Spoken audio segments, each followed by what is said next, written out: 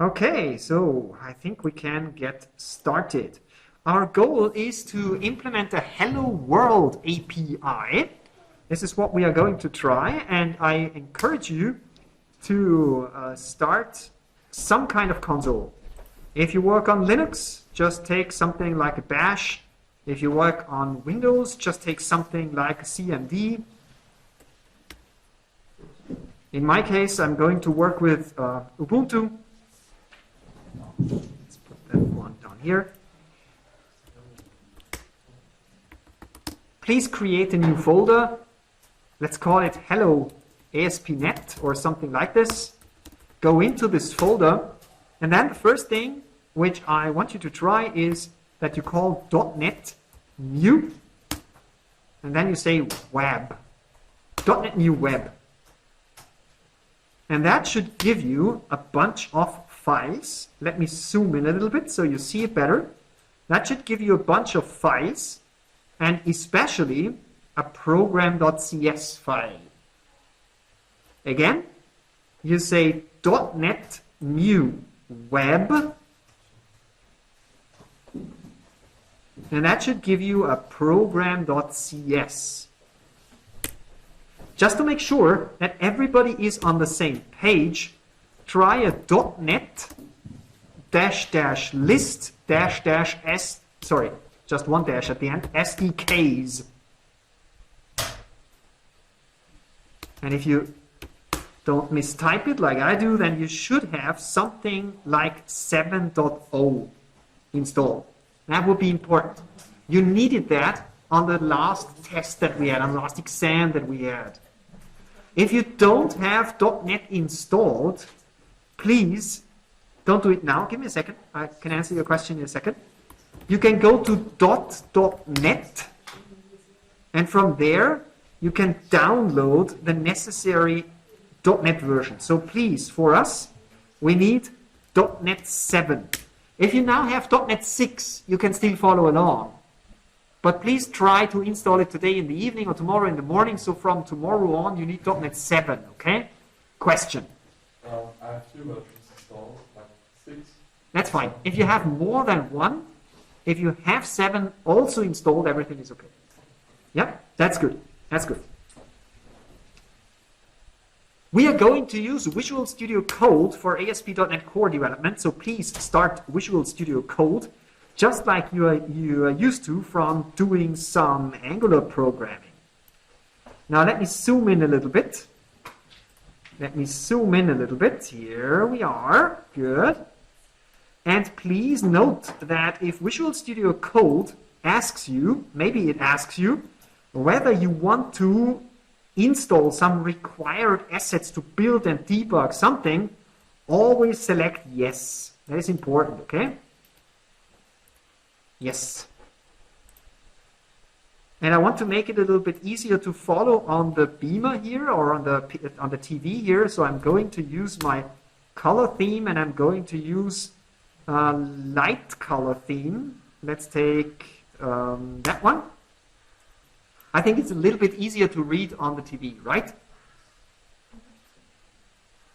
I know dark theme is cooler, but still, this is easier to read.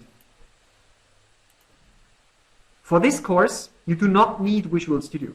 If you want to use Visual Studio, as students, you can download it and you can use it. That's up to you. But I'm going to use Visual Studio Code because that's available on all platforms. So if you use Linux, feel free to use Linux. If you use Mac, feel free to use Mac. If you use Windows, feel free to use Windows. Windows subsystem for Linux, everything is okay. We are going to use as much open source software as possible. Now, one thing is important. If you go into the extensions, and please make sure that this is the case, go into the extensions here and look for the C# extension. Here it is. Make sure that you have it installed. Again, here, extensions, here, C#. Make sure that the C# extension is installed. We need it. Then open program.cs and take a look at this thing of beauty. That's all we need in minimal API to implement a minimal API. 4 lines of code. That's it. That starts the web server. That even adds a route that answers with hello world. And that's it. The only second file that we need is the CS_proj file. And take a look at that one. It's 8 lines of code. 8 lines of configuration code, 4 lines of code. And that's the huge difference between minimal API on the one hand side and fully blown MVC whatever stuff of the past. So I know that in some classes in this school, still the older traditional versions of ASP.NET Core are taught, but I decided for you, we are going to start with a new thing because it's so much easier to get started. But this is rather new. So if you go out in practice and you do your internships in the summer holidays, for instance, then it is very likely that you will find code which is not based on the minimal API. The minimal API is for leading edge. Some would say bleeding edge. But hey, if you are not living on the edge, you are using way too much space here. So, program.cs, let's start it. The first thing that we are going to do, we are going into the terminal. In Angular, we started our programs with npm start. Here, we started with .NET Run. Building, building, building. And at one point in time, we see a message like that. Now listening on blah, blah, blah. So you can hold the control key and click on this, and this will open a browser, and it will say, hello world. It works! Hooray! Give me feedback. Does it work? Yes. Nice. So we can close it again, and with Control Z, you can terminate the execution. If you want to set a breakpoint, you can absolutely do that. Let's quickly restructure our program minimally. Here, instead of just saying hello world, please add curly braces here. And instead of just saying hello world, we say, return hello world and close the curly braces here, add a semicolon here, and this is how it should look like. You see? Instead of just hello world, we say return hello world, and then it's a little bit easier to set a breakpoint here. The breakpoint is set here on the left-hand side. You can hover over with the mouse. You simply set the breakpoint here in this return hello world. And now we would like to try whether this works. So we want to run the debugger. And the debugger is started with F5. Just press F5 and it should start the debugger automatically. Hopefully it works. If it does not, let me know. This will now again start the browser, and as soon as the browser hits the web server, the breakpoint is hit. See? We are now in the debugger and can take a look at our variables. We currently have none, so we will do that later on. We can take a look at the call stack and many other things. And then we can complete here, complete the execution. Here it is, completed. And that will bring us back to the browser and it says hello world. Well, of course, you will often need the debugger in real world because we all make mistakes. We all make a lot of mistakes. So we will need the debugger frequently. And now you know how to do that. .NET New Web, that's the first thing. The second thing was open it up in Visual Studio Code. Make sure that the C# extension is installed. If you get asked whether you would like to install additional things that Visual Studio Code needs, say yes, and you're done. It works. Does anybody have problems in getting their first web API to start? Yes, please. Debugger doesn't work for me. Debugger doesn't work. I will immediately take a look. Nice, everything works, so we can do the next steps. Please press Ctrl+C a bunch of times until you have this map get with hello world without the curly braces again. This was just to make it easier for you to set the breakpoint. We could have done it differently, but I think that's kind of okay. Let me change the color theme again. I don't like these italic letters, so I think I like that one more. Good. So what do you think? If you take a look at that one, what do you think that this map get refers to? Yes? To the HTTP method. To the HTTP method, exactly. So if we have a GET request, then what could this be? Yep. The path. The path, exactly. And what will this become? Yep. The response body. Response body, exactly. Hey, you can do the course. You don't need me anymore. So let's try to add a second route. App.mapget. And here we say, hello. Let's do it like that. Hello. Or ping. Pong. Got it? And we can add as many of them as we want. I don't know. Let's say king and let's say Kong. Okay? Oh, why not? So this is the first thing that you can do. You can simply add additional routes where you define a pattern that is matched against the URL, and then you simply specify in a so-called lambda function, which you already know from your TypeScript experience. I know that because we worked on that in the last few months. And you simply return the response body and everything should be okay. Give it a try. Press F5, debugger should come up, browser should come up, and then you should see hello world. Here it is. And if you say /ping, you should see Pong. And if you say /king, you should see Kong. Works. Please try it. Let's do a next experiment. Are we all on the same page? Everything's okay? Good. App.map get /hello, and then we demand a parameter, string name. And now we say this one, and we say hello name. Now I'm not sure how much you can remember from your previous years in C#. You had C# already. You had multiple years of C#, but I wasn't your teacher. So I don't know what you already know. But let me quickly recap the most important things here. This is a method parameter for the lambda function, just like in TypeScript.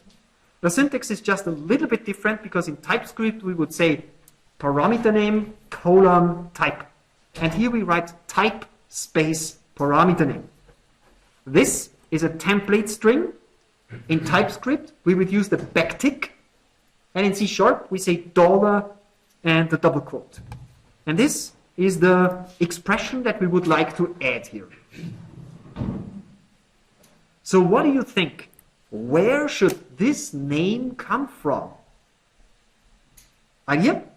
Either a path parameter or a query parameter. A query parameter. It is a query parameter. Let me show you that. Press F5. And now you can say /hello question mark name equals, we had Kong, so we have King Kong, right? And what do we get back? Hello King Kong. Let's close it, stop it, and you let me know if it works. Yep, I see thumbs up. Anybody having problems? Nope. Very nice. Next one. App.mapget /customer/ID. Int ID, customer ID. Can you guess from the context what line 9 does? It's not very difficult, right? Any idea? Yeah? Try. It maps the request URL Yes. to customer / and then a parameter, which is called a path parameter. A path parameter, exactly. We have a path parameter. Let's give it a try, right? Let's run this thing. I call it customer/ID So what I can now do here is I can say /customer /customer, 99, and we get back customer 99. And if we say customer 999, something like this, we get customer 999. It works perfectly fine. So as you can see, this router is pretty capable. It's pretty capable. It can do very simple routes. It can do routes with query parameters. It can do routes with, as you can see it here, path parameters. Do you like what you see? It's really simple, right? And that's the magic of minimal API. You don't need to write a lot of code. It just works. Obviously, we can combine both things. So what I can do is I can say app.mapGet something like customer. No, not customer. Let's do order with ID, and then I can combine both things. So I can say int ID and string options, for instance. And just to give it a try, we say customer ID with options. So if you take a look at that code, here the ID would come from the query path, and the option would come from the query string.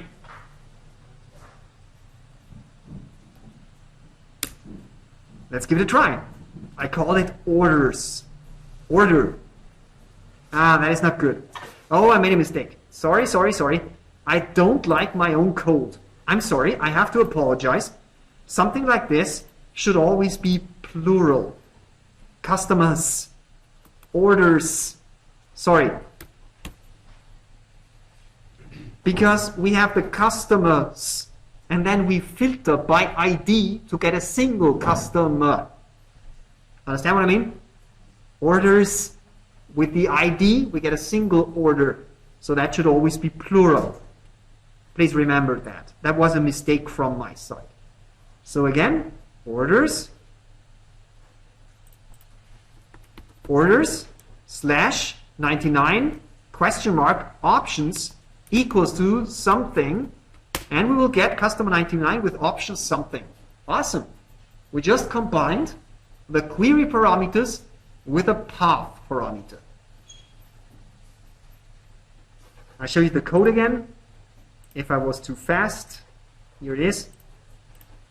This is how you can combine query parameters with the path parameters. Any questions so far? Can everybody follow along? Yes? Good. Not that difficult, right?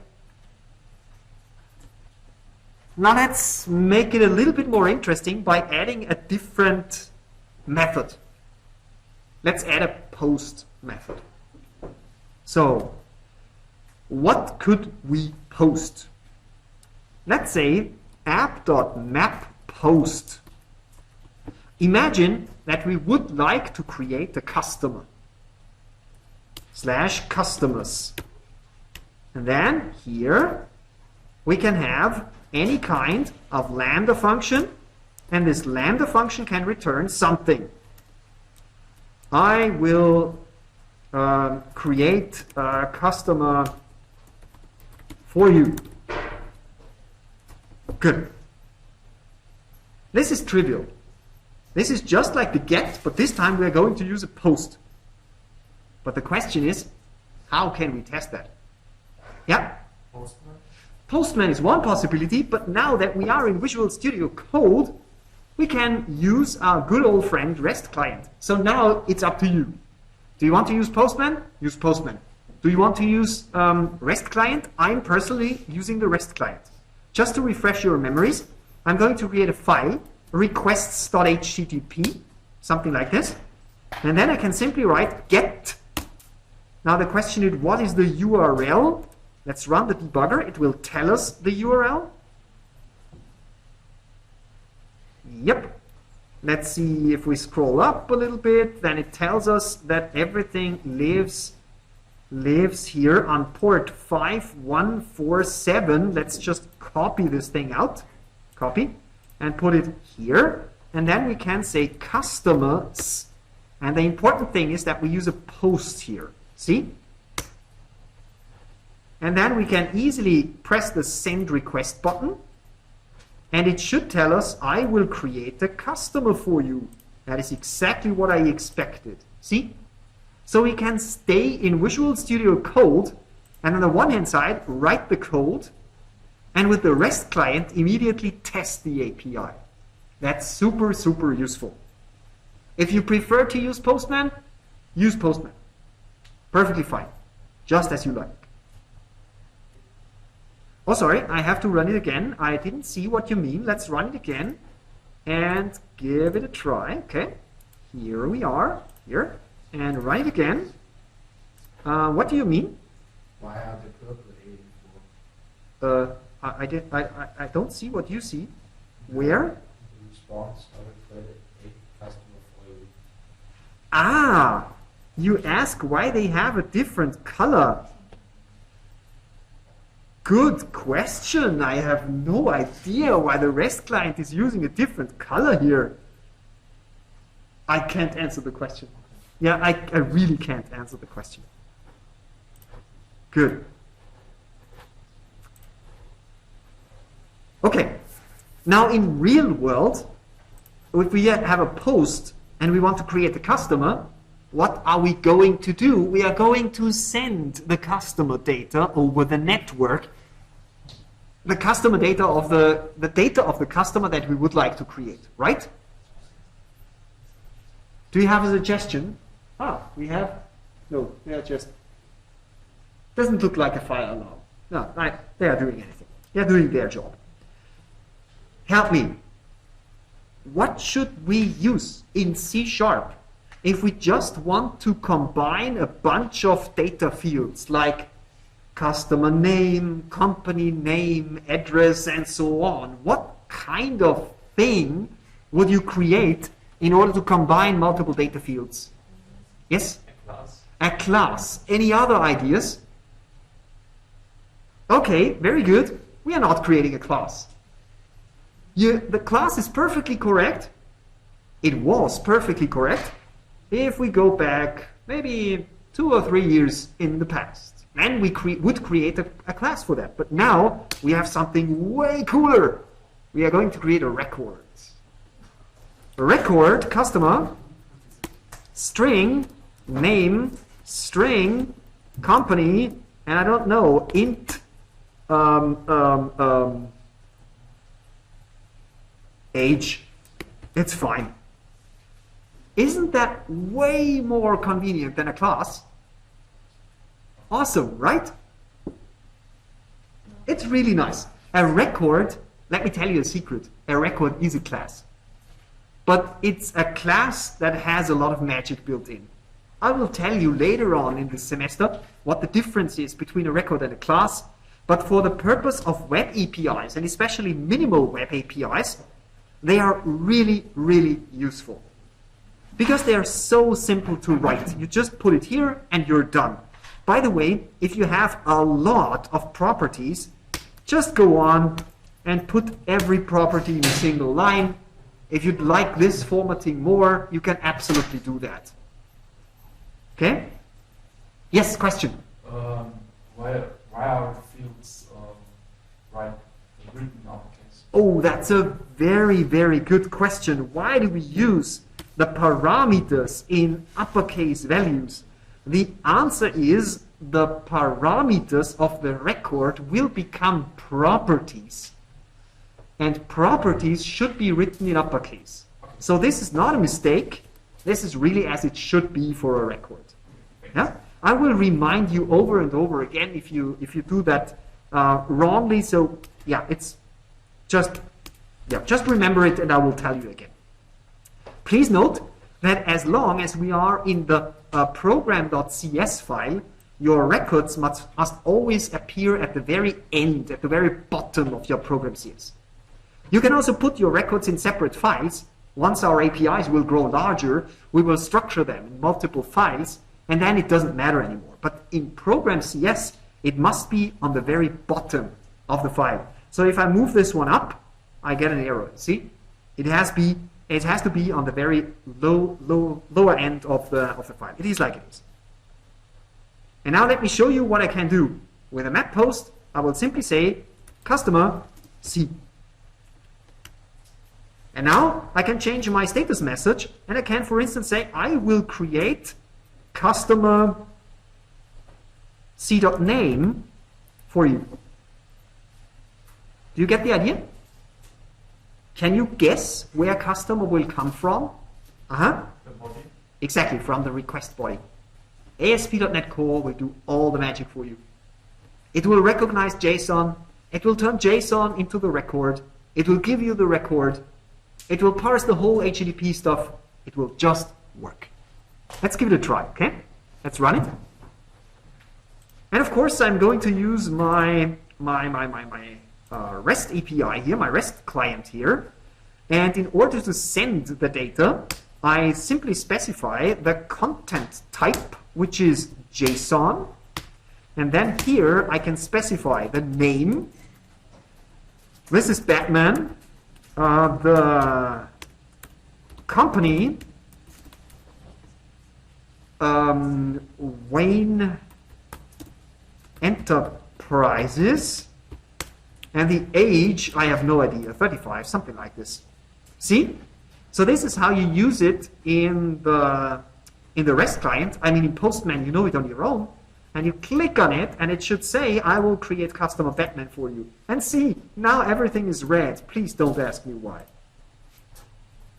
I will show you the code again. Yep. How do you get that window where you can see what you post? Oh, see? I click here on, I click here on the send request button. If you click on the send request button and your debugger is still running, I stopped the debugger already. But if you click on that, you will see the output on the right-hand side. Does it work? Now that we have a map get, does it work now? No?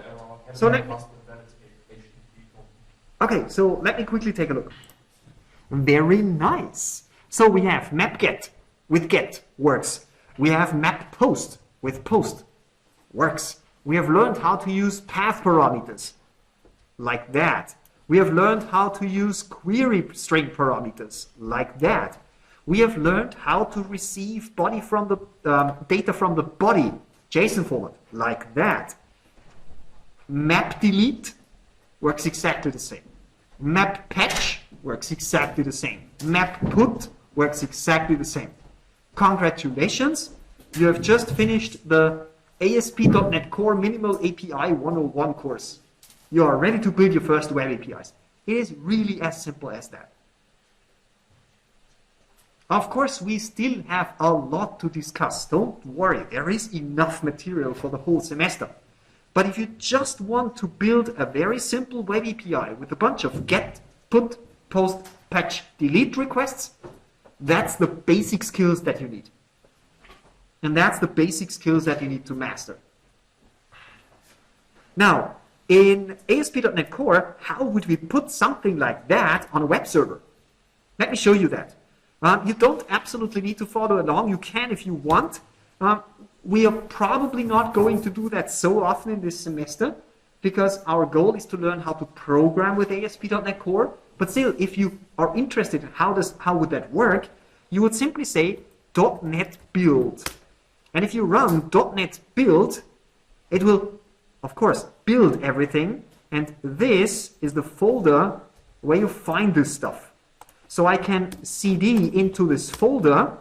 And if I take a look, then you will see, let me get rid of this window here, that you will see you only have a bunch of files here, these files here. And you could now take these files, copy them on a server. Doesn't matter if it's Linux or Windows or whatever. The server must have .NET installed. That's a very simple install. In Ubuntu, you just say apt install .NET 7 and it just works. Now, that's all. It's available in the Ubuntu package library, and you can run it. That's it. So .NET Build, and that's it. It's not as simple as that. I make it sound a little bit simpler than it really is, because in reality, you want to create a release build, not a debug build, that is smaller and more optimized. But in a nutshell, this is what you do. You run the debugger, you fix the code, and at the end, or somewhere in the middle, you simply say .NET Build, copy the files onto a server or in a Docker container, run it, done. Compared to compared to Angular, remember what we did there. We created the project, we said npm install, and what did we get? A huge node modules folder with 25,000 files in it. Can you remember? Yeah, it was probably filling up your solid state disks pretty quickly. In .NET, we don't have something like this. The output is still rather large compared to programming languages like Go or Rust, but it is simple. It's simple to copy and it's simple to run. Good. Any further questions so far?